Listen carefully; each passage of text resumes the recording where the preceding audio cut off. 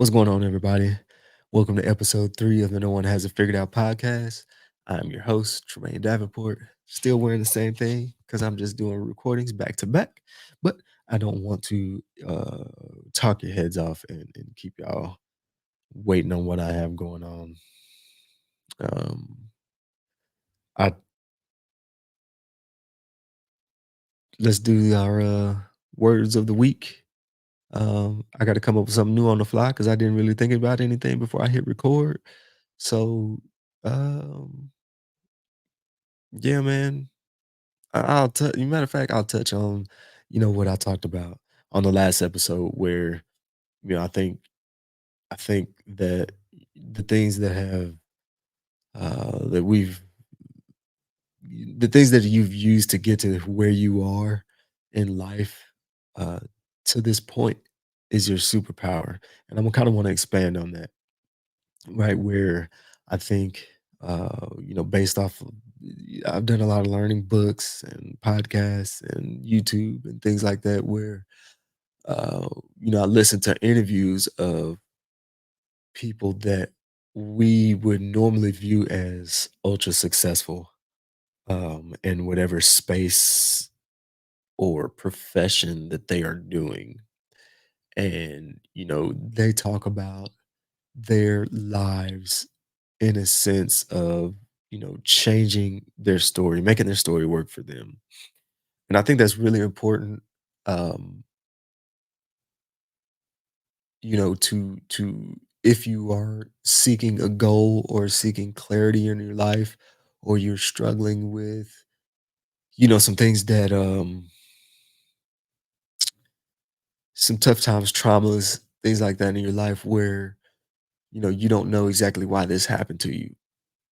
We as humans are one of the only cognitive beings that has an opportunity to think about our thoughts and not just always react. So I think, at least for me, this is something that has been super helpful for me, is helpful for me is learning how to take things that, I may have had no control over, or maybe I did have control over and didn't control. And but on the other side of it, knowing that I cannot reverse past, but taking responsibility for what the outcome of that is, and changing the narrative for me, right? Where it's like, I touched on this, in the last episode, where, there may be, I may have got my ass whooped as a kid, right? Where a lot of people would see that as like child abuse. And to me, it wasn't. That was normal life to me. Um, I was doing fucked up stuff, and so I was getting punished for it. And later on in life, where people would let that fuck with them, I was like, "Nah." I learned lessons. I learned what to do, what not to do, in certain situations.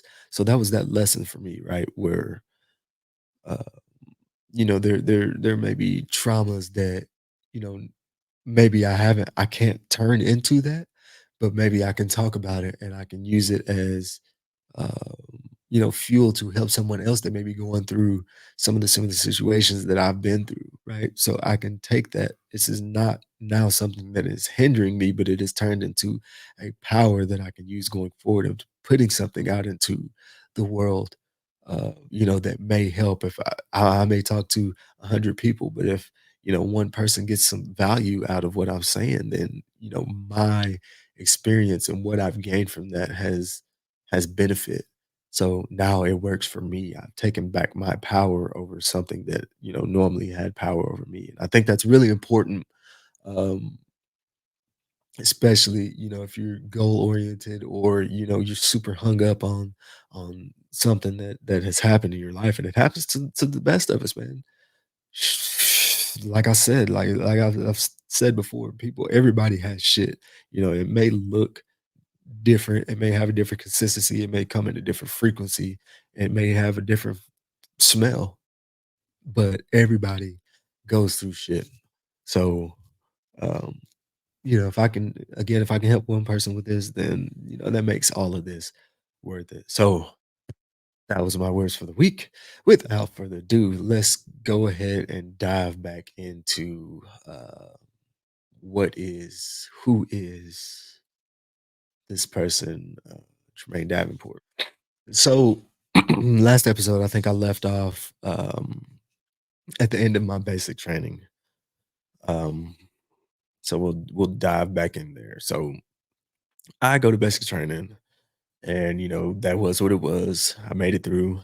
I get out, and I go back to my recruiter, and I'm like, "Hey, I have passed basic training. Where's my scholarship?" And let me back up. The recruiter that got me in was not the same recruiter that was there. So I reached out to my recruiter for the ROTC program at TCU. It's who I reached out to. It was a different person. And I came back and I'm like, hey, the last recruiter told me that I can go to basic training and come back. And if I got back in this certain time frame, I could start, excuse me, the process to get this 4-year scholarship to TCU again. My sole purpose in the beginning of my military career was to get my college paid for because my plan A fell through. This is now the new impromptu plan B to get my college paid for. He looked me dead in my face and was like, "Your excuse me, your recruiter lied to you, bro. That's not a thing.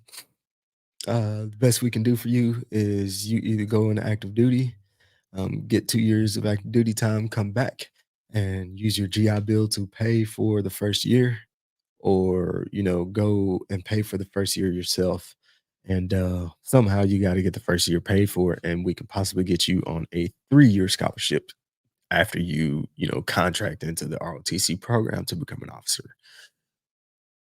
And I was like, what what right? So plan B is going awry already. So I go back to work, I put that on hold, and I'm like, man, I don't know what the hell. So understand, being in the National Guard, you have to hold civilian employment if you're going to um, do anything, right? So, like, I gotta live, right? I'm not going back to staying with my parents. I gotta get my own place and stuff like that. So I go and I get a job at Sonic. I think I returned to Sonic. I did have a brief stint there. This is where I was working whenever, I was living out of my car and stuff like that. So I did have that job, like the last 2, 3 months. Sorry about that. The last 2 or 3 months of my high school career. Um, I worked there. So I went back there, got a job, and I started drilling, right? But remember when I went into the first time into MEPS, which is the military entry processing, whatever the fuck that shit stands for. It's where you go, you do the duck walk, and they do your whole physical and your medical history and all that stuff that makes sure that you are mentally, physically fit to enter into basic training, right? That you're at least a good. It's your screening process. So I go through that and I sign my contract as a cavalry scout, a 19 Delta. But remember, I'm staying in my car for the night in the frigid fucking cold. And I call my recruiter and I'm like, hey, give me the first thing hot. And so I transitioned to um, Command Engineer, 12 Bravo.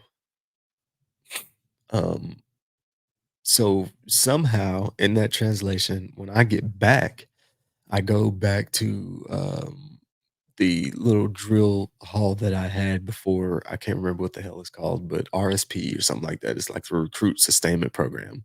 So I go back to this, and you're supposed to go back so that they can check your paperwork and make sure that they give you a correct handoff to your drilling unit, the unit that you actually fall into, that you're assigned to. And they tell me that I am not qualified to hold the position that I'm going into because I still somehow am slotted for a cavalry scout slot. I am now a combat engineer. So you are not qualified to fill this slot. And I'm like, yo, here's my paperwork. This is everything that I've just done. I just went through 9 months of bullshit or 9 weeks, 16 weeks. I'm sorry, 16 weeks, 4 months, 16 weeks of bullshit that I'm never going to get back. And you're telling me that I did that for nothing. I didn't get my bonus. I was showing up to drill, I wasn't getting paid. So now I'm taking time off of my job that is giving me money to go to somewhere that is not giving me money. I'm just here and I'm getting no benefit from this. Um, I did that for almost a year. And then finally I was like, you know what? This is stupid. I stopped showing up. Like 3 weeks later, 3 weeks to a month later, I get a bonus in my bank account, my enlistment bonus. And so that perked up, right? So now I'm sending emails, I'm calling the, NCO that is in charge of, like the personnel placement and all this stuff. We call him a readiness NCO. Um, they're in charge of making sure that we're manned and all that stuff. They are full-time staff for the National Guard that takes care of the unit's, inner workings while everyone else is not there. They're the glue of the company essentially while we are not all actively there. So they're coordinating all this stuff behind the scenes. So I'm trying to talk to this guy. I'm sending him emails. Calling him. He's not giving me any information back. And I get finally, like after 3 months, something told me to, keep records of all this stuff. So I'm keeping records of all these phone calls and emails. And at some point I get response from them. Hey, this is your company. You're gonna go to this company. They're at this number. This is what it is. So reach out to these guys. And I reach out to them, and I'm getting nothing. The fucking voicemail box is full. Can't leave a message. I'm calling every day of every hour that I can, trying to figure out, how I can get in touch with these people. Little did I know this company was gone, didn't exist anymore. It had jade out. Had become something else and moved to armory. So I'm calling an empty armory day in and day out for like 3 months. Again, I'm getting the green weenie. The army's fucking me. So I'm like, okay, not doing this again. And um, finally, this tells you how long ago this was. Now retired Sergeant Major reaches out to me. He's the company first sergeant, right? He's in charge of he's the NCO side of things, non-commissioned officer side of things, enlisted side of things, um, in the company. So he's direct, um, what do you call those things? Advisor to the company commander. So he hits me up on MySpace. And this is embarrassing because my name is Tramizzle and stuff like that. He called me Tramizzle for a long time. But he hits me up on MySpace, sends me a message, and he's like, "Dude, if you're not here by 1600, that's 4 p.m. for civilians, 4 p.m. tomorrow, we're gonna send somebody to your home and we're gonna recover you because you've been AWOL for a long time." And I'm like, "Okay, but I'm gonna need to get a haircut and my face shaved. So, but I still have to work. So let me see if I can get off work early, go get my haircut, and I'll be there." So, uh, yeah, that was my introduction into the, combat engineer unit that was here in Weatherford that I was part of a long time, and I spent the majority of my military career with. Um, so, I started dealing with them. Again, I started getting paid, but I've had so many bad years because I've missed so much drill because I'm drilling at this other place, number one, um, that did not keep records of me being there. And number 2, because I just stopped showing up because I'm doing my part of the contract. Y'all aren't doing y'all's part of the contract. I'm out. So, that took me a little bit of time and actually going on a deployment with Cav Scouts, lo and behold, where I had to actually reclass to infantry. So I hold 2 MOSs. I'm infantryman and a combat engineer. So I went to infantry school to become infantryman qualified to go on a deployment as an attachment with Cav Scouts. It was one of the biggest deployments in Texas National Guard history. We deployed a whole infantry combat brigade team, something like 5,000 people or something like that. It was some astronomical number. It was crazy. But I go on this deployment to Iraq. I think I spent my 21st birthday there. Um, and I was a tail gunner on a 4 gun truck convoy. Um, the deployment was interesting. I got to see, I think I talked about knowing or coming to terms with mortality. Um, I had to learn that, in any moment, my life could be snuffed away. I've watched other people's life be snuffed in an instant. I mean, here 1 second, gone the next, pieces all over the place. Like, I got to see that at a young age, probably at the same age where people, my brains are not fully developed, but you're having to process some of the stuff that is happening in front of you. You're seeing the worst of man, essentially. And that kind of changed my perspective on a lot of stuff, man. Like I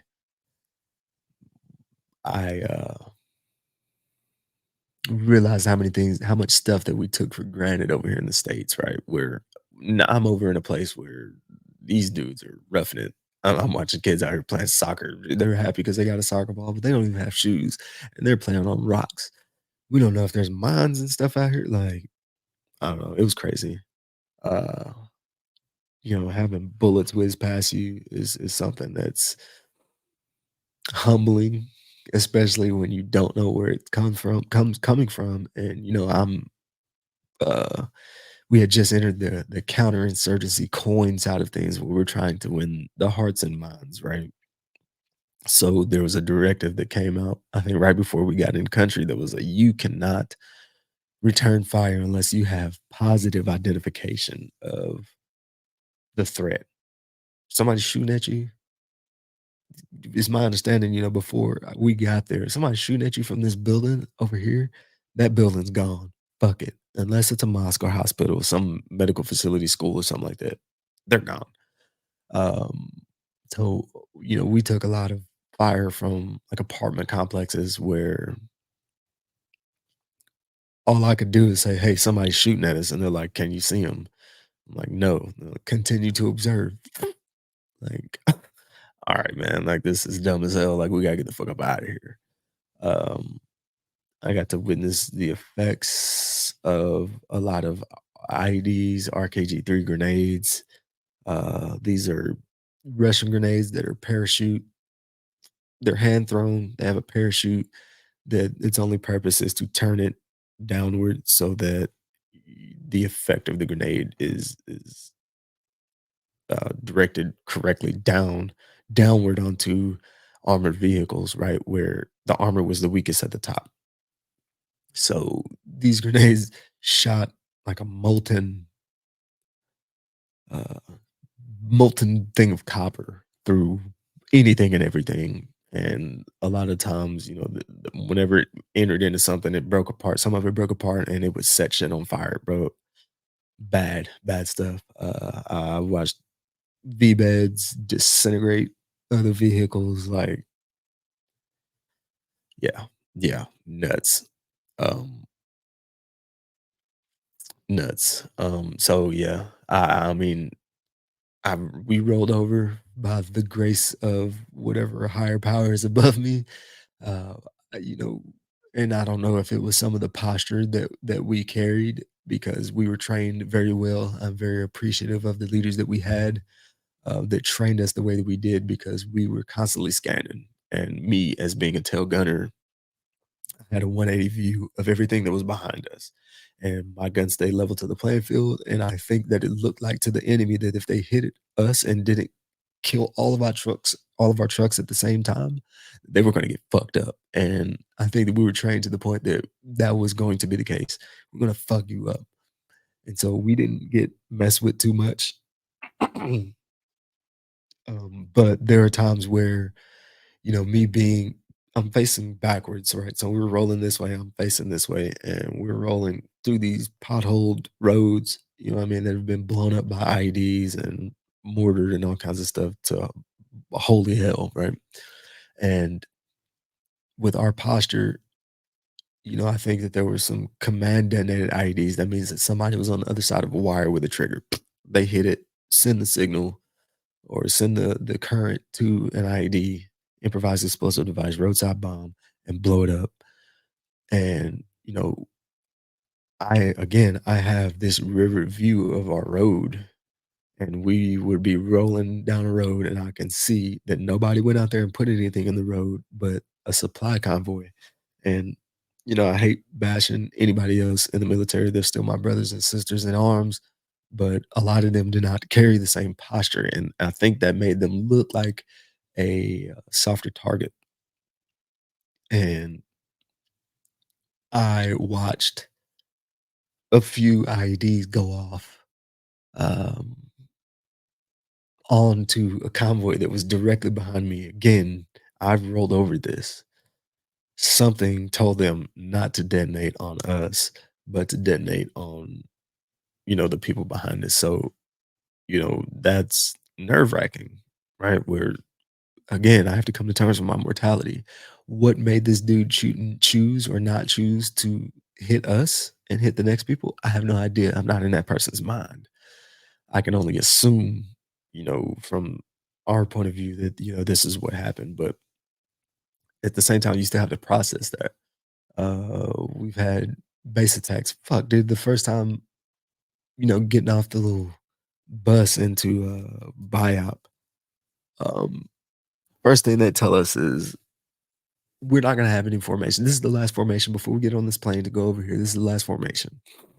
We're not gonna have any formations because if we have a formation in country, we are in close enough proximity that one rocket that is inbound can take us out. First thing we do is get in a fucking formation.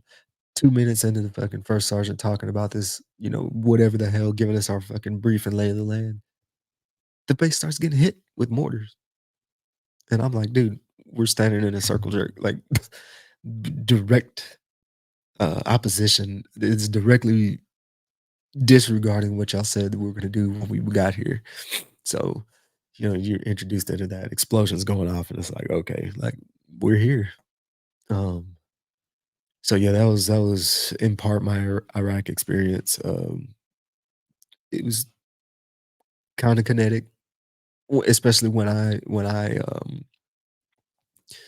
um, compare it to my Afghanistan deployment. I'll say that was way more stressful, right? And it was stressful but easy because all I had to worry about was my gun and my sector, the protecting the people inside my truck and everybody else on the other side of my convoy.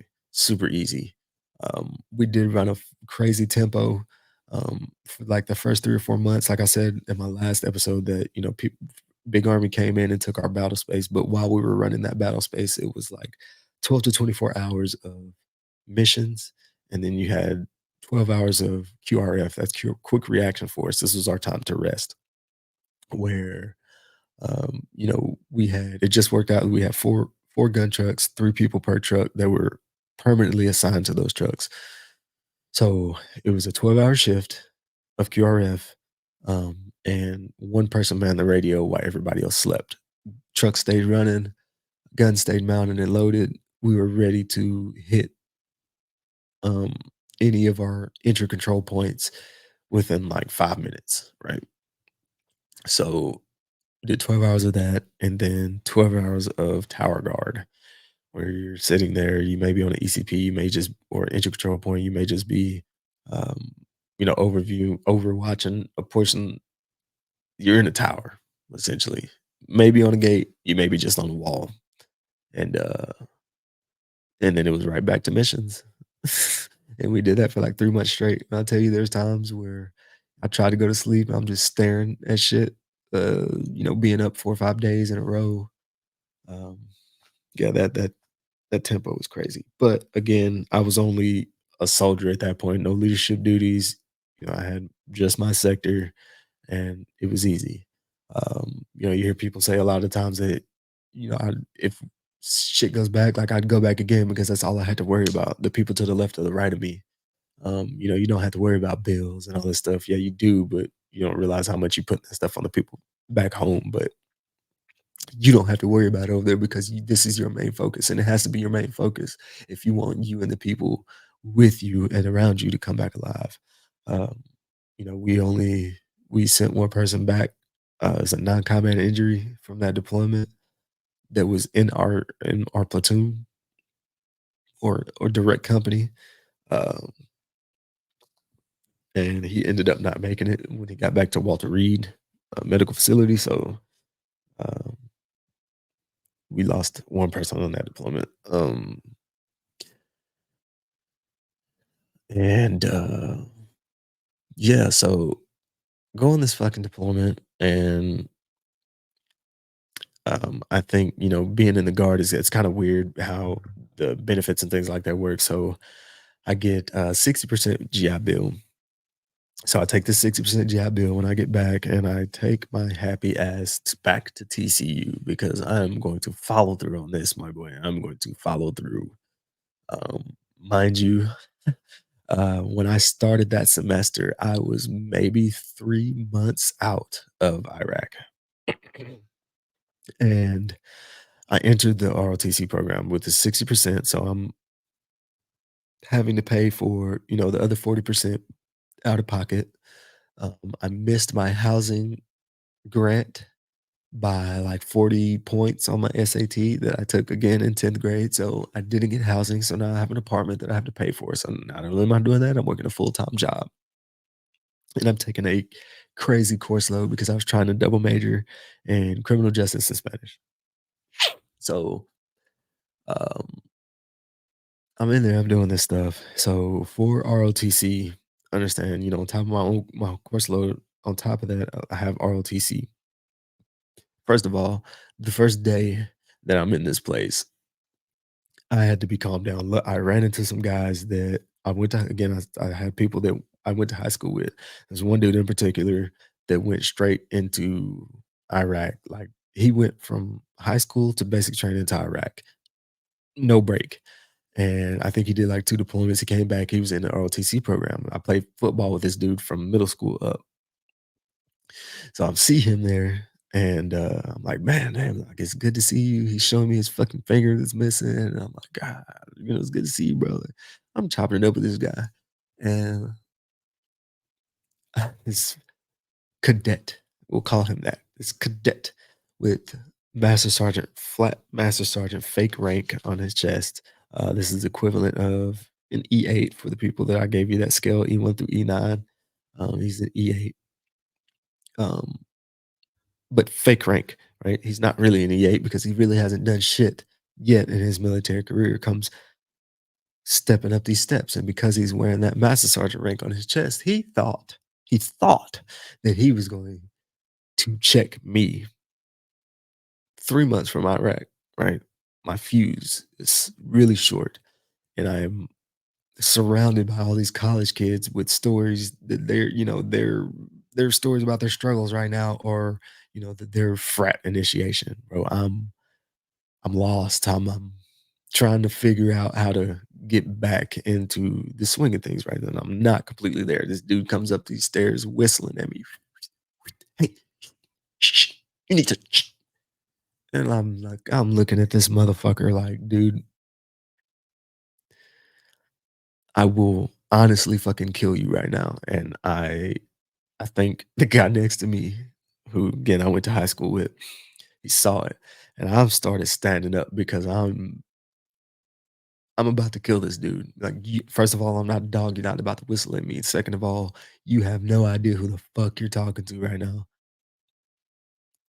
Like, I may not have that rank on my chest, but I've been through a little bit. So I'm about to fight this man. Day one, this is orientation. And Andy Dalton was standing in the corner. This gives you how long ago this was. Andy Dalton was a senior standing over there in the corner in his big redhead gloriousness. That dude's a huge human being. Anyway, he was standing over there in the corner, and this dude comes started walking up these steps and starts whistling at me. Luckily, the guy that I've known for a long time was there, grabs my I mean, he palms me right here and pushes me back down in the chair. Look at me, motherfucker. And I'm like I'm adrenaline's pumping, bro. I'm on 11 out of 10 right now. And he's like, dude, you gotta calm down. I'm like, all right, what's up? You gotta play the game. It's the first time I heard that shit. Three strikes. I'll get to them. But that was strike number one. You gotta play the game. I fucking hated that. I'm not one for, theatrics, playing the game just to fucking fit in. We're all human beings, I think. So I don't I try to treat people with the same respect that I expect out of other people, right? So I'm not don't don't come at me like that. He's like, "You gotta play the game." And I'm like, okay. I'll try." Right? So I calm down. And then with this ROTC class, you have 2 classes that you have to take. One is a lab. This is, we're going outside and we're doing all the movement tactics and, you're training these kids to go to pass a course. It's called LDAC, Leadership Development and something course. Who gives a shit? But if anybody wants to clarify that up in the comments, y'all go right the fuck ahead. I don't care. And then you have your military science class. I was in military science 1, right, which was the equivalent to me, which this was the equivalent of everything that I went through in red phase basic training. Red phase basic training is the first 3 weeks of basic training. Basic knowledge, first aid, movement techniques, formations, like day 1 shit that every soldier, no matter what your job is in the military, should know. Within me being in that class for like the first 10 minutes, I answered all the questions that they had. Nobody else could get the answers to. I waited. I gave everybody else the opportunity to answer. Nobody answered. I raised my hand. They call on me. I give the answer. It's perfect. 10 minutes of this. The instructor looks at me and says, "You don't answer another question in this class." So, okay.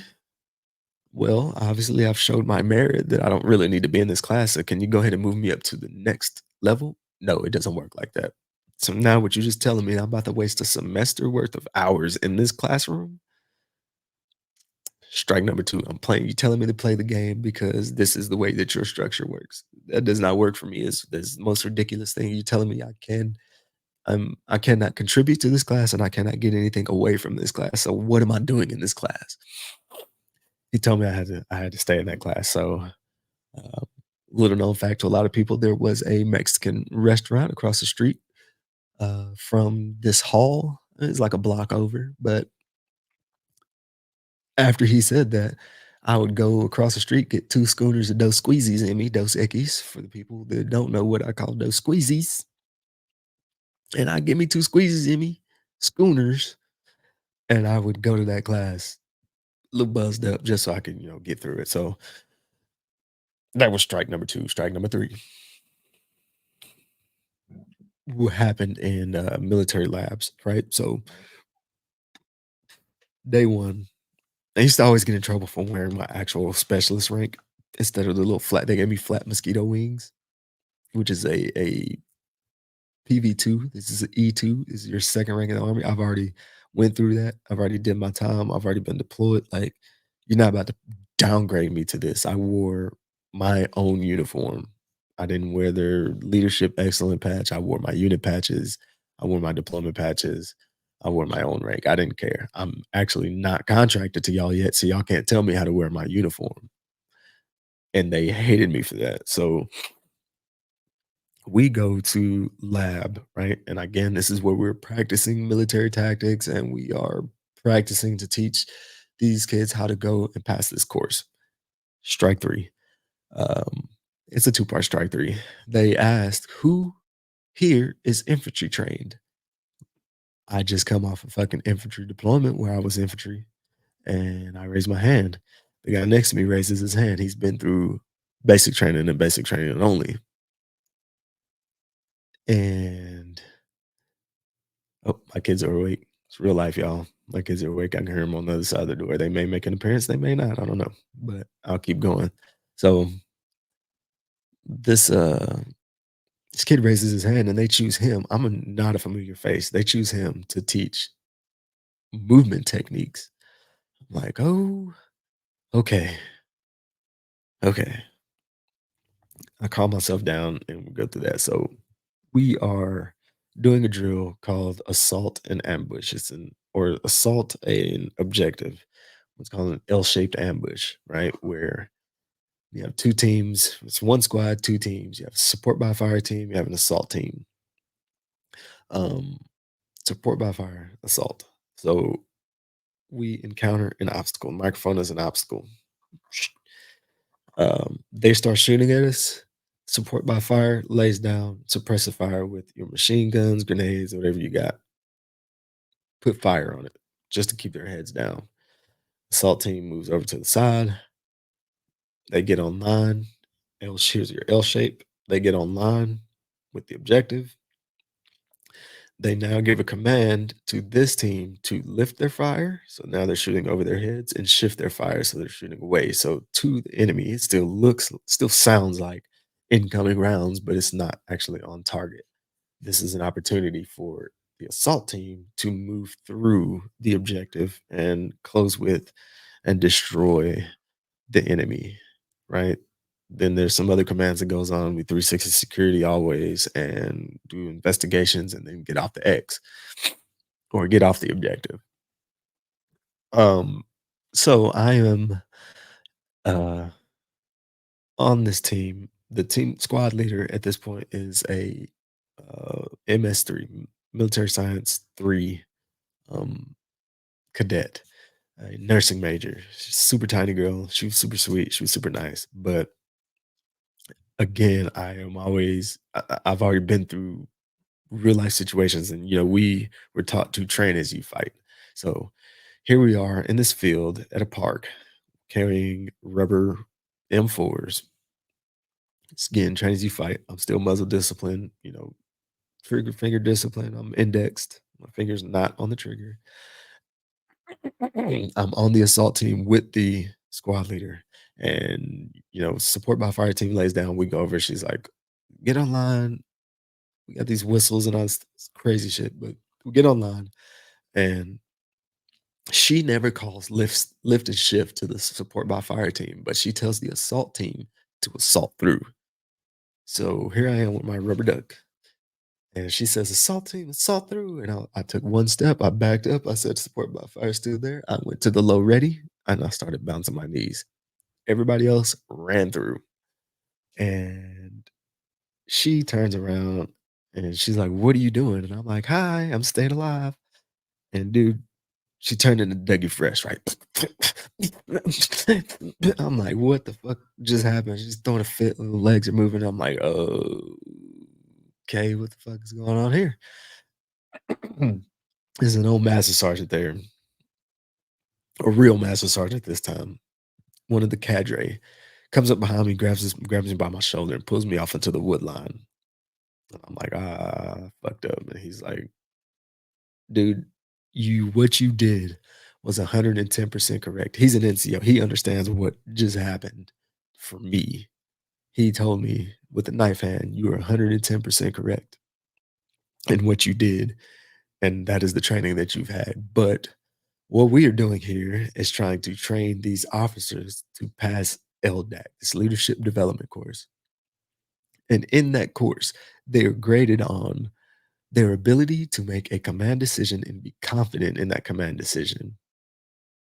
I waited for a second to see if he was going to clarify further. He did not. And I was like, okay, so what you're telling me right now is that we are training officer leaders to go forth into our fighting force that are not tactically sound,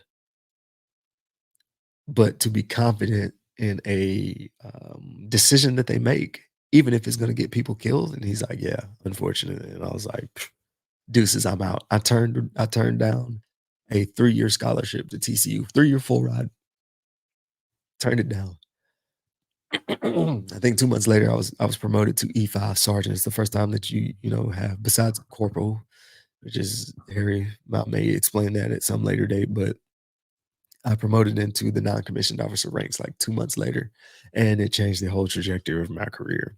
How I got promoted, I don't know, because Specialist Davenport in the regular Army or in the, National Guard in my regular unit, post-deployment, that dude was a piece of shit. Like, I used to tell my soldiers all the time, "Hey, Specialist Davenport, don't be that guy. Piece of shit." Like, I used to go out and out we'd have drill. They'd be like, "Hey, we need you to go out there and check these vehicles out." Okay. I'd go out to my car and go get high, man, and come back in and be like, "Hey, did you check those vehicles?" I was like, "No, I didn't. I didn't care." Right? Because I had just come out of this environment where it was like, dude, like this was trivial. Everything that we were doing was trivial at this point, right? I just went and laid my life on the line potentially for whatever the hell we were doing over there.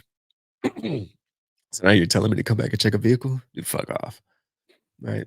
That was my mindset coming back, and I tell people all the time, "Hey, specialist down point, don't be that guy who's a piece of shit."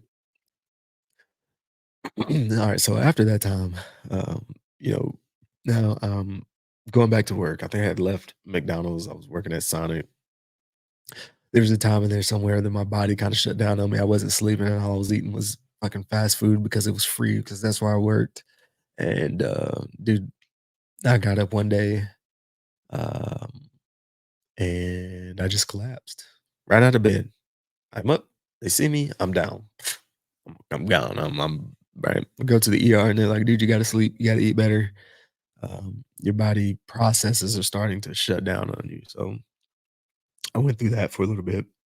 There's another part of why I didn't go back to school. I could have used the GI Bill and paid, the other 40%, not worried about the scholarship. But at that point, I was like, you know what, this is ridiculous. So I had a long-standing relationship at that time that ended, of course, to me. I was a little thrown off, from my time over there, and didn't want to come to terms with it. Ended up getting in another relationship, and it was toxic, my boy. Yeah, it was bad. And uh, yeah, that ended me catching some charges, some domestic violence charges, in that relationship. Um, Was all of that my fault? I don't think so, but do I take full responsibility of it? I do. Again, I preface this in my other, podcast that I guarantee you nobody has beat me up more than me. I've tried to take my life over the thought of me being a person that has went to that point, and I'll get into the last time that it was really, really bad, right? So, again, Do I don't regret any of my life. I mean, I regret some of the decisions that I made, but again, it's made me into the person I am now. I have a new perspective on things, and I understand. I've went and seeked help since then because I was denying a lot of those things. But yeah, I did catch some domestic violence charges out of that relationship and some since then. So, but there was a lot of things that I wasn't dealing with again. And it was part of my learning process. So it is what it is. But, uh, that was one of the times my life started falling apart, right? I had just bought this damn house, doing great things, I thought, in the community. And I'm in jujitsu and I'm doing all these things. And, doing good in my civilian job, and then, you know, I started letting some of this PTSD, kinda take hold of me at this point where, now I'm starting to have nightmares and I'm seeing things where I think I'm consciously awake, but there's something happening, um, things that, I'm seeing and I'm hearing that aren't really fucking happening in front of me, but I'm experiencing, right? So I'm like, "Okay, I don't know what the hell is going on, but I gotta go get help." It's the first time I went to the VA, and then I saw people that were, in worse condition than what I thought I needed help for. So that kind of turned me off. That, and at the time, the VA system was a little effed up. Um, the mental health professional that I saw had health issues herself, so it would take me 3 months to get these appointments. Uh, 3 months out, I'd schedule these appointments. I scheduled the day off from work. The day of, I could literally be grabbing my keys on the way up there. I lived like 10 minutes away from the Fort Worth VA outpatient clinic at the time. And I would get a call as I'm grabbing my keys that would tell me, "Hey, your appointment's been canceled." I'm like, "Cool. Well, I waited 3 months and I took off this day of work. Can I get another appointment with somebody else?" They're like, "No, it doesn't work like that." "Okay, how does it work?" "You need to schedule another appointment with your same provider." "Okay, when's the next available appointment?" 3 months from now. Man, for real? I came up here to tell this lady that my medicine isn't working, and all y'all gonna do is send me another round of this shit in the mail, and it's not working for me. This isn't the right mix. If I'm not getting 8 hours of sleep, which I was never getting consistently, I'm in the worst mood ever. I'm worse off taking this shit. So, I kind of lost faith in the VA system there for a minute, and I started self medicating. Right, where there were times where, and I have friends that will attest to this, where they would we would meet up for, like, lunch, and they're like, "Dude, you're, already drunk." And I'm like, "Well, people can't tell the difference if you start drinking first thing in the morning. If you're always drunk, nobody knows the difference." So, I went down that path for a while. I studied a little bit of cannabis. I got into marijuana, self-medicating. Plant-based medicine, I think, is a real thing, but we won't get into that today because I can't. I am on felony probation right now, which is another part. We'll get into that later, but,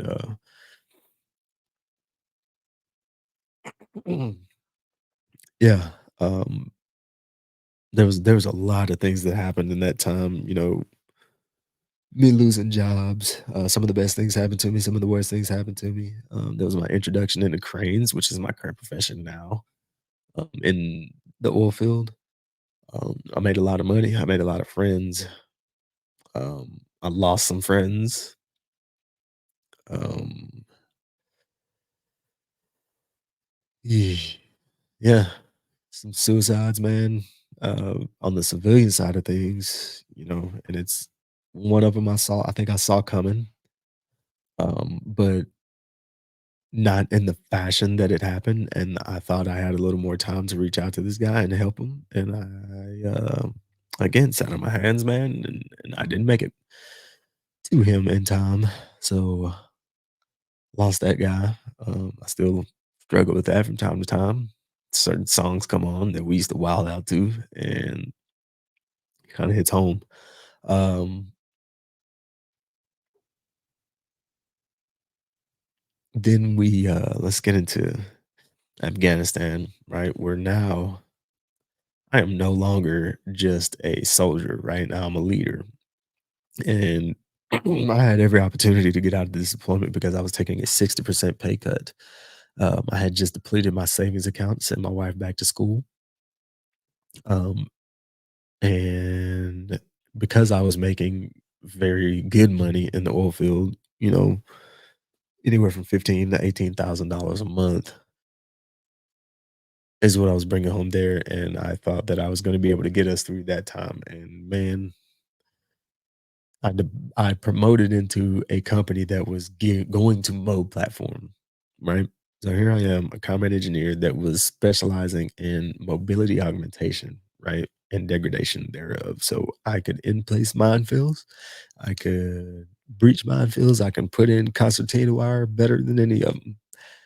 Um, I could breach that concertina wire if I needed to, but we were going into a route clearance deployment, and I had no idea about route clearance, and you're expecting me to lead other people into this, so I had to learn really, really quickly, drink from a fire hose, if you will. I went to every class that I could, gracious for the leaders that, sent me to those classes and gave me that opportunity to learn as quickly as I did, because I don't think I would have been as effective as I was if I didn't have those. I needed every bit of that time, every bit of those lessons. And off we went to Afghanistan, right? So I did not turn down that deployment because there were a lot of kids, right? So I saw a lot of me um, and how I went into Iraq and the naivety that I had going into Iraq and the kids that I was, good that were about to go over into something that they had no fucking idea, what they were gonna see. And there wasn't the people that stayed on the deployment, there wasn't much combat experience. There wasn't much experience of seeing, the worst of man, the death, instantaneous death, understanding the danger of what you're about to do. Like there wasn't a lot of that experience. So I stayed on that deployment. So if anybody on that deployment 442, hey, that's why. You guys were the reason I went on that deployment because I was really about to back out because my home life was falling apart, right? I just got married. Um, we're in this financial struggle. We're getting foreclosure letters on the house. We're trying to figure my wife's going to school and now has to get a job because I told her that I had us and now I don't and I'm going on the deployment. And like my head was in two different places at that time. So we make it over the country. And like I said, I think Iraq was a little more kinetic than this. I found hopefully every IED that we encountered. I'm not gonna say I found it. The guys that I was with, all the guys found it. Leaders I was gonna get the credit for, but I always give that credit to those guys because it wasn't me. Um, and I hopefully they know that. If y'all don't know that, I'm telling y'all now, y'all did that. I know there are a couple of people like, hey man, this is the guy that brought us home. And I'm like, nah, dude, that wasn't me. Y'all did that. I wasn't anything but the uh the overhead view, right? Where I lost more sleep than y'all. I'll let y'all sleep. Y'all had more days off than I did because you were the guys that were executing the mission, right? I was going and collecting information, putting information where it needed to go, but y'all were the ones that executed that. So, um, yeah, y'all did that, man. Y'all brought us home. That was not me. I knew there were a couple of decisions that I made um, that probably affected, how certain missions could have gone. But at the end of the day, I didn't do any of that. So um, that was all y'all. Um, hopefully, I can get some of y'all on the show some days or one day. But um, yeah, um, there were a couple guys that at the beginning of that deployment I had as soldiers, and these are things that I battle with these damn near on a daily basis, man. Uh,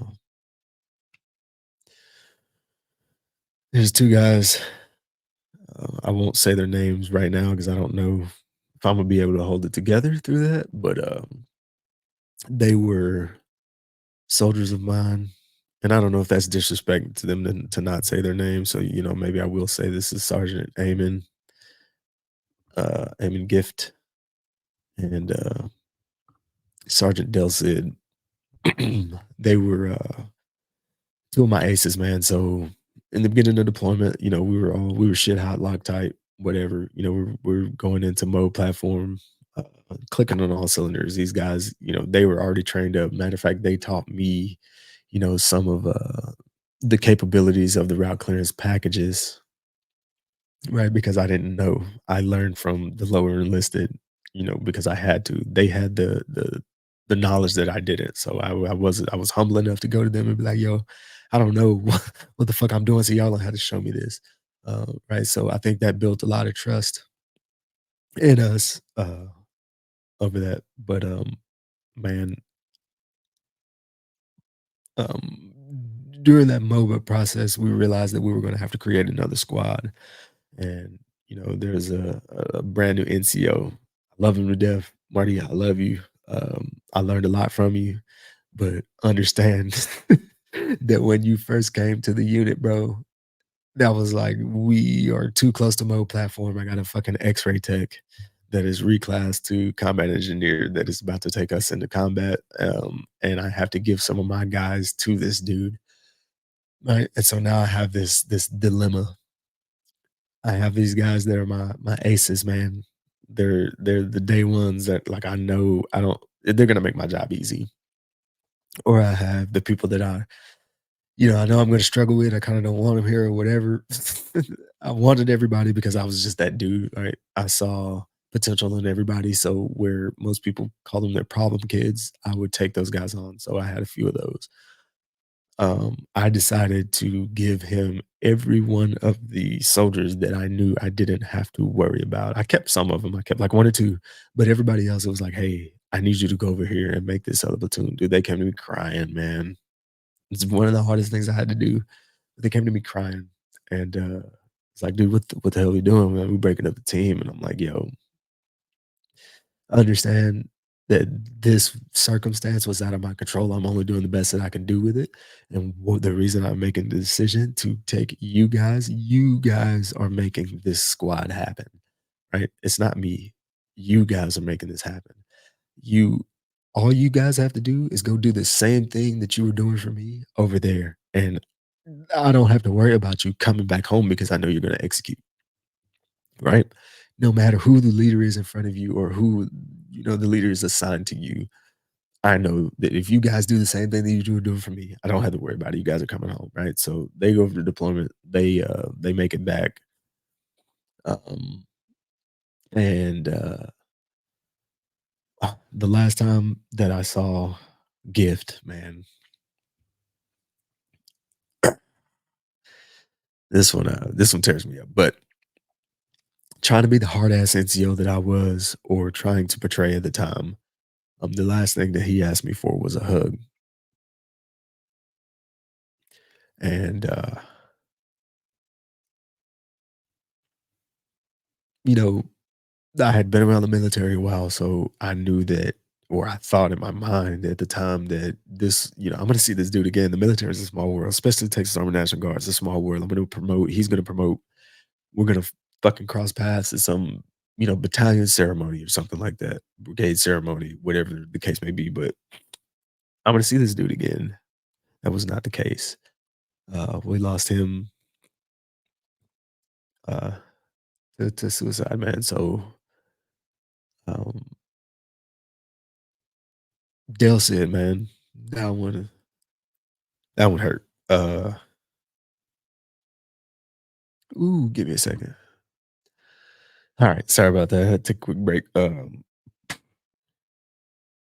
know camera time that seems like a long time, but literally that was like 5 seconds. I just had to pull my shit together for a minute. But yeah, Dale said, man, that one was hard because it always seemed like that dude was happy, man. The last times I saw him, like he'd get pissed off. You know what I mean? He expected a lot out of people because he expected a lot out of himself. I think he had also been through a lot of things. I don't know, 100% his backstory, but I know he worked hard, and I was drawn to him because I saw he had that dog in him, right?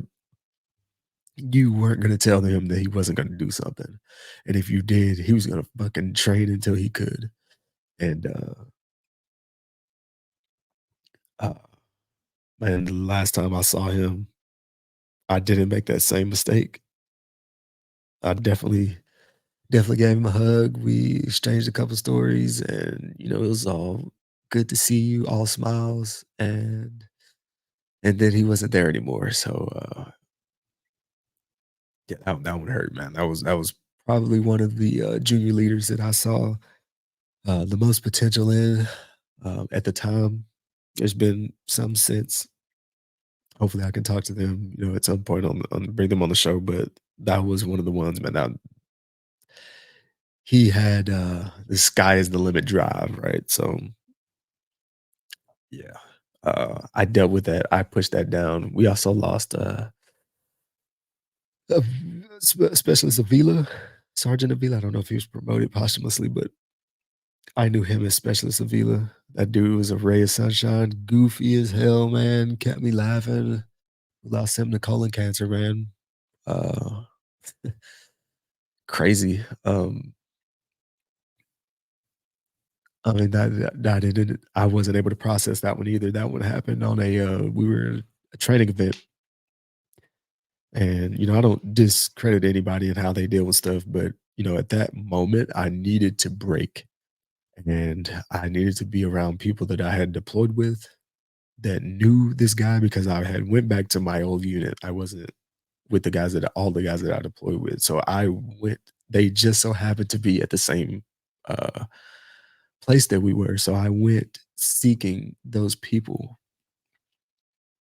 And the first person I run into is someone who was not on the deployment, but knew both of us. And he was like, "Hey man, we still have a mission." And I think that's a great thing for, when shit happens overseas. And, and I don't discredit it for him because that's how he had to deal with it at the moment. But at the moment, I didn't need that. So, but if it kind of fucked with me because I didn't deal with that shit for a long time. I went back mission oriented and I continued being mission oriented for a long time. And I suppressed all of these feelings. And, you know, at this time, I think this is now we're getting back into, kind of present day where, I'm starting my business and stuff like that. I'm doing big things on social media. I think we were getting a lot of people raising money for the Hill Country Youth Ranch, and I was trying to fucking reach out to David Goggins and see if he'd come run, this marathon with us, trail marathon. I never run a trail marathon in my life, and we're doing all these things. I got my t-shirt business going, and I'm working at I think at this time I was at a trailer leasing place, and I had no idea about trailer leasing. But after 3 months, I became 3 or 4 months, I became a branch manager at at one of their places that didn't really have management, and but I'm making all this progression in my life, but dude, on the inside, I'm fucking cracking, dude. Um, and when when I caution people when they get on trajectories like that, be careful about the information that you intake. Right? I read during all this time I'm catching all this momentum. I read "Relentless" by Tim S. Grover. If anybody's ever read that book, it's about the guy that it's like a coach for Kobe Bryant, Kobe Bean Bryant, Dwayne Wade, uh, some of those guys, and uh, there's a part in there that is like being unapologetic about, having that lion in you. The lion wants to hunt and all these kind of things. So I unapologetically, at the time, unapologetically had an affair in my marriage. Uh, yeah, that caused a lot of, you know, behind the scenes right? So I'm still going in this mission first. I'm still executing. I think some people knew about it, but I was still executing at such a high level that it was like there was no effect on me on the outside, but on the inside, man, dude, it was a fucked up time. I ended up getting pregnant on the side. I filed for divorce, thinking I was gonna, go into a relationship with this other woman because she's giving me the things that I thought that I was missing. When really, hey, the grass is always gonna be greener wherever the fuck you water it, right? So, I had my water can over there, and that's what the fuck I was doing. Again, like just like Kevin Hart saying, fuck that. We fuck up. We're men. That's what we do, right? Some of us fuck up in more epic ways. Some of us don't, right? But that's that led to um again another um instance of domestic violence, right? Where the weirdest thing ever, it was super calm, but I guess I had a trigger that I didn't realize that I had, and that trigger was hit and I lost it, dude. Like flipped the couch over on my wife and all kinds of stuff, and cops were called. Like when I consciously came to, exactly what had happened and what had transpired, I will be mind you, I've had multiple attempts against my life. I will be transparent about that. I've drank bleach. I've eaten whole bottles of fucking pills that are supposed to put you to sleep for a long time. I drank bleach, didn't even get a stomach ache. I ate, you know, all the fucking Benadryl I could, and I slept for like 2 hours. I had some crazy fucking dreams, but I only slept for like 2 hours, right? You take 2 of them, and you're supposed to sleep for like 8, you know? And so, um, I've taken a whole bunch of psych pills and thought that, like, "Hey, this is it." Didn't tell anybody, no note, no anything. Just made the decision that it's my time to go. I'm tired of hurting. I'm tired of having to deal with all these conflicting fucking thoughts that are going on in my head, not being understood by, people that just don't get what I've been through or what I'm going through. I just, and then I'm piling all this own shit on top of that shit, my shit on top of this other shit. And my shit tank just got too full. Right. So I've tried strangling myself. I've had guns to my head, literally. And, sorry, where, you know, we've all had those stories where like my mom is the one that fucking called me. Like, my mom called me while I had a pistol in my mouth, and she didn't know, but she saved me that day, right? And this is probably the first time she's gonna hear this if she listens to the podcast or watches this podcast. But again, you know, I want to make it normal that we talk about this kind of stuff. But the night that I got into it with my wife, man, when I, like I said, consciously came to and realized, that I had pushed her down on this couch and flipped this couch over, immediately I was like, I, I'm becoming a person that I don't want to put forth in this world, so I need to end this now. And I went into our closet where I had a 300 blackout rifle. For those of you that were on the 442 deployment, it was stamped with the 442 emblem, right? We know those. So I had an illegal silencer on it, and I had 30 plus one. That means I had a 30 round magazine and I had one chambered. I pulled the bolt release back, or my bolt catch back. I pulled the bolt back, observed my chamber to make sure that there was one round in it, dropped my magazine because I didn't want any misconstruities of how, I was about to end these things, that there was one bullet in it and it was meant for me and me only. Um, I started having reservations about this because I have already created a mess, and mentally, emotionally, for, my wife and kids who were in the house. I think the kids were asleep, but maybe my oldest wasn't. But the babies were baby. The twins were babies. They were young. Um, but I've already created this mess. I don't know what this mess is going to look like, but I don't want to add another mess by fucking blowing my brains all over this. This is the only thing that kept me reserved long enough for what happened to happen. Um, so as a backup plan, side note, I found out I was type 1 diabetic 1 month after my twins were born. This is November of 2019 when I found this out.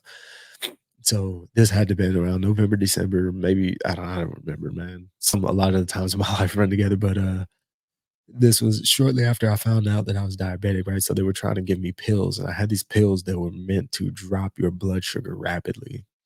I took an entire prescription of those as a backup plan, as if I couldn't follow through and make the split second decision to splatter my brains all over this closet.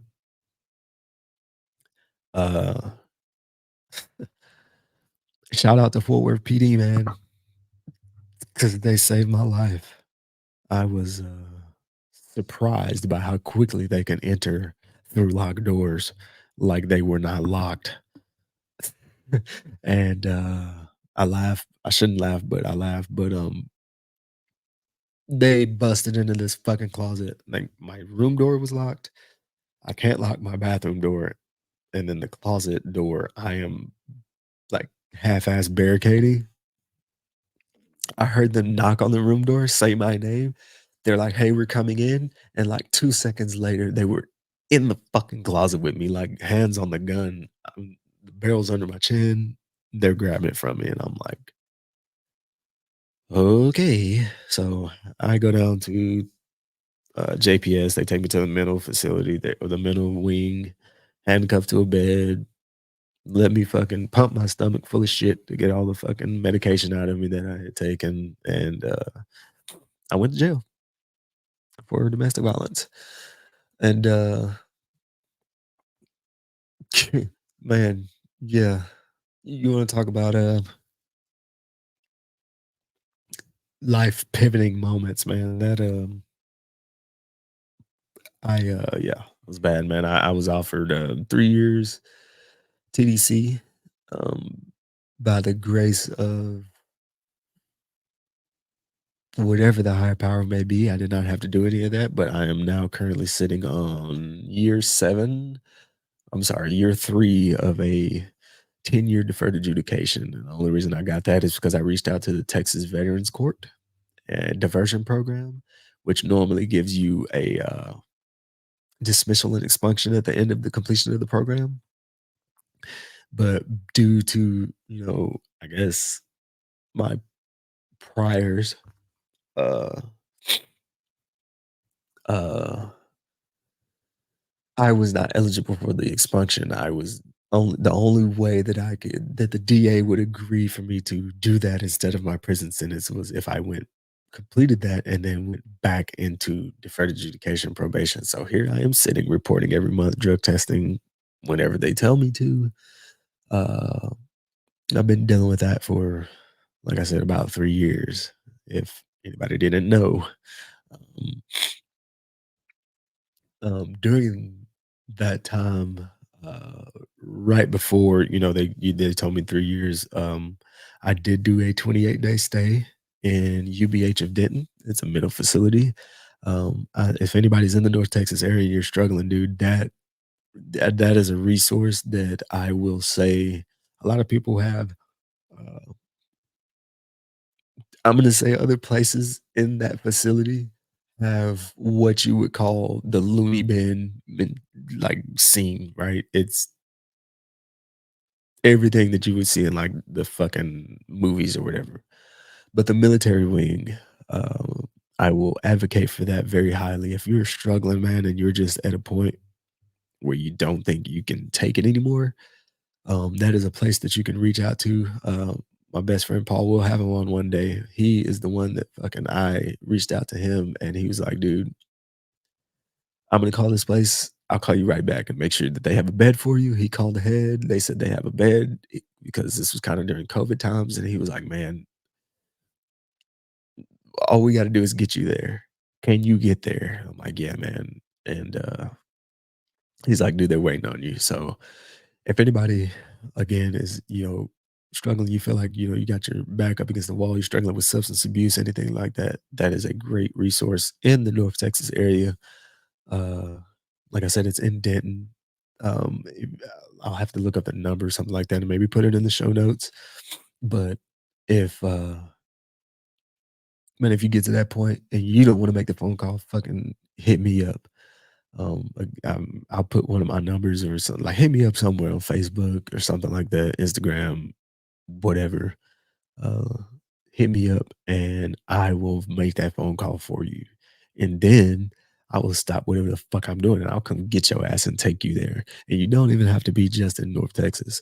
I will come get you because I really don't want to lose anybody else to uh temporary problems, man. There's a very permanent solution to temporary problems. And I wholeheartedly believe that.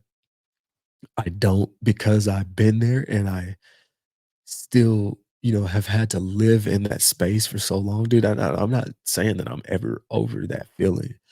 That because I have been there and I've lived in that mental space for so long, that is a very easy space for me to slip into, and it happens often. And when I say often, I mean at least 3 to 4 times a week. My mind goes there. I don't have a plan or anything. Y'all don't have to worry about me.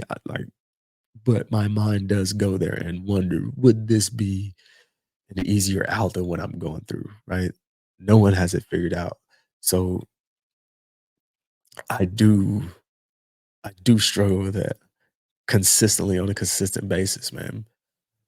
So I understand if anybody made I don't hold it like I hear a lot of people like, man, fuck that motherfucker. That was a selfish ass decision. It is, but at the same time, again, I'm a student of perspective. I've had that perspective where pain hits when that shit hits you all at once, it's an understandable place to go to. I don't condone it by any means, but I understand if you get there. So I'm saying if you get there, I'm not going to fucking judge you. Call me, text me, email me, fucking like I don't get in touch with me, man, and I will make sure that you get to this place because that place started my healing process, right? This is where I told you we'll get into it later, but this is where I started identifying that I had issues from childhood. I had issues from seeing shit in combat. I had issues just from man, I had issues, bro, and it wasn't until I went there and life slowed down and I was void of outside influence. It was a very safe space to work on these things and bring these things to light. Uh, but yeah, man, look, I can't advocate that place enough. If anybody if you get to that space, again, I understand, but I don't condone the actions that follow. Following through, being in that state. So don't ever, ever, ever let that fucking defeat you. Again, if you are at that point, hit me up. I'm not gonna judge you. I will stop what the fuck I'm doing. I will come get you and take you where you need to go so that you can be safe. And so that I know that you will have another day on this earth not taken away by your own doing. Okay.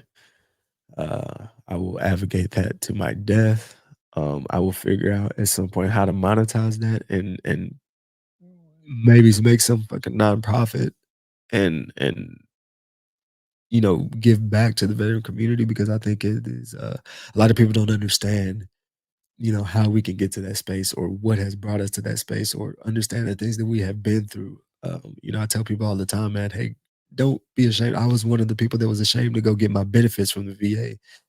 Don't be ashamed of that shit, man, because we have had a part of our life, a part of our childhood that was robbed from us, man. Like we saw things, some of us at an age where, again, our brains weren't even developed.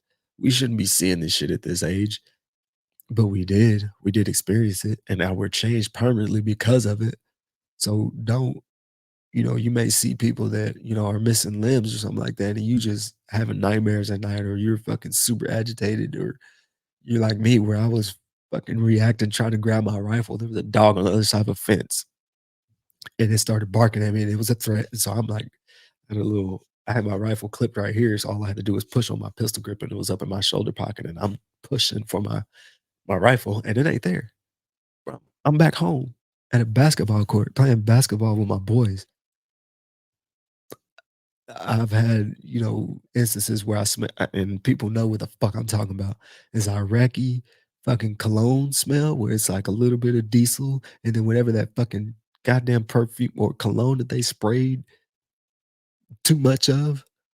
I smelled that. I was giving food out at McDonald's. I smelled that and looked up and seen the bottom of a man dress, toes, and sandals. I don't know if that's really what that guy was wearing, but I know I smelt that shit. The hair on the back of my neck stood up.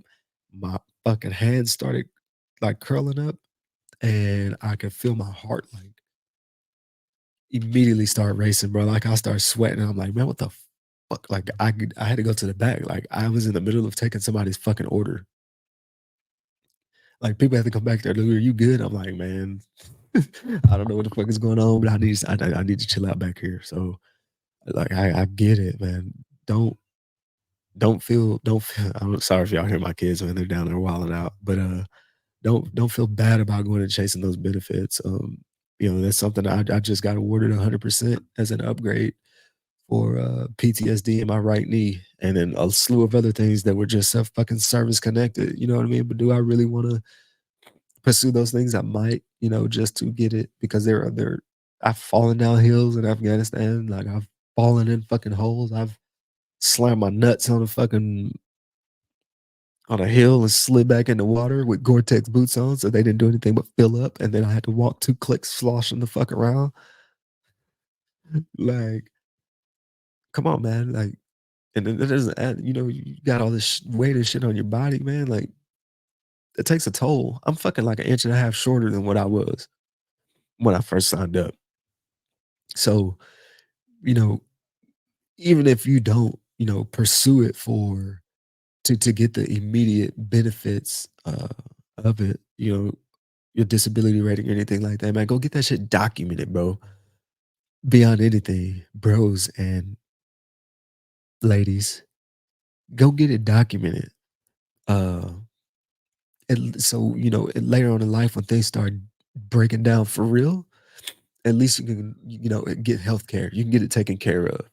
Um, that's my spiel about that. So I think that's caught up. I know I'm gonna have a lot more stories to tell as I get to talking to people, but I think that's good for now on me. If anybody has any questions, want me to clarify anything, man, hit me up on fucking Facebook, on Instagram, direct message me, shoot me an email. I might even put my email on here. I normally keep that one closed for business, but maybe I'll put my personal email on there. I'll put my personal email on there. Y'all hit me up. Um, I don't know if I want to drop my phone number just yet because I already juggle 2 phones right now, 1 business, 1 personal, and they go off at a rate that I'm not really comfortable with. But I try to check my email and my social media at least once a day to answer people that have messaged me. Unless you blast my ass with memes and shit like that, then sometimes that gets a little distracting for me because I'm doing so much. I'm such a busy person, so I may sit down on the weekends and catch up on all of those. But if you hit me up with some other shit, yeah, I'll get back to you. I'll try to drop what I'm doing and get to you if you need help, man. So that's episode 3. Ooh, heavy. Drop some tears, had some laughs, I hope. But yeah, man, nobody's got this thing figured out. Let's bring normal. Let's bring normal life back to being normal. Right? We all go through shit. We all struggle. Uh but don't be afraid to talk about it. If y'all have anything you want to say to the community, man, I hope that we can grow this community into something that, we have a space, maybe a Facebook page where, people can discuss these things. It can be this page. You can create another spinoff page after. I don't give hell. I don't give a damn. Just as long as, we start talking about this stuff because it is some of us have been through and when I say PTSD, man, I don't just mean people that have been through war. Dude, I was in this place where people were having PTSD from sexual trauma, man. That's the thing. So if you've been through, sexual traumas or childhood abuse or whatever you've seen someone killed in your family or you're dealing with a death, like it it doesn't just have to be I'm passionate about the veteran community because that's what I am, but everybody goes through it, right? So I don't want to lose any more people to, suicide. Again, I understand if you get there because I've been there, but I don't condone. We have the ability to think about our thinking. So if you think that you're getting there, do not act. This is the worst time to fucking act, right? But again, it's a temporary problem with a permanent solution. Things will pass. It may take time, it may be painful, but again, you you've you've been through pain before and you're here, you're still here. You still got time. So, don't let some shit like that fucking don't let it defeat you, man. I'm a walking testament to that. I really don't know why I'm still here, and it's part of, why maybe I may be putting out this podcast. I don't know what the fuck I'm doing, man, but I'm just talking my truths because there are too many instances where my life should be gone. And I didn't get near the results that I thought I was going to when I tried. I've run through a tree at like fucking 85 miles an hour in a truck. I kissed it goodbye. I let go of the steering wheel. Once I lost control, I let go of the steering wheel. I'm no longer in control of this. Kissed my own ass goodbye. I'm still here. I went sliding sideways towards a tree when I thought I was a fucking Tokyo drifter around a car, and my fucking back wheel got off the damn gravel, and I just turned into a slide, tail slide. I'm going 60 miles an hour around a curve to a tree. Somehow, one tire got back on the curve just enough to catch traction and shoot me back up on the road. Again, I don't know why I'm here, but I am sharing what I've been through with everybody else. So, hopefully, somebody, at least one person, catches a snippet out of this, and there's some value in it. If you think other people get value in it, like it, share it, subscribe to the YouTube channel. Again, we're on YouTube, Podbean for podcasts, and we are on Apple Podcasts. I think there will be some other places that I will post, but I think those are kind of smaller platforms. So I may just keep it on Apple. I think everybody has Apple. Everybody can get Podbean. It's a free podcast app. Uh, I think that once it gets into YouTube, I had to check. I have all this stuff automated, so once I click upload, it goes, and does what it does in the cloud space, interwebs, whatever. But I'll check and see if there's a link or something like that. I know that if you get to the Facebook page, again, it's Facebook. Just search "No One Has It Figured Out." You'll see this logo right here, um, and you will be able to click the link for this episode and go straight to Podbean. It may ask you to, download an app or whatever. Or if you've got Apple, uh, you just go over to your podcast and search "No One Has It Figured Out." Um, I think that is my time for this week. Y'all take care of yourselves out there. Be safe. Thank you again for riding it out with me to the end. If you made it all the way to the end of this episode, um, I think the next episode I'm gonna work on it, but we're gonna try to have a guest on, and I'll let his intro do the talking whenever we get to that point. But yeah, man. Till then, I'm out of here. Y'all stay safe. Remember, no one has it figured out.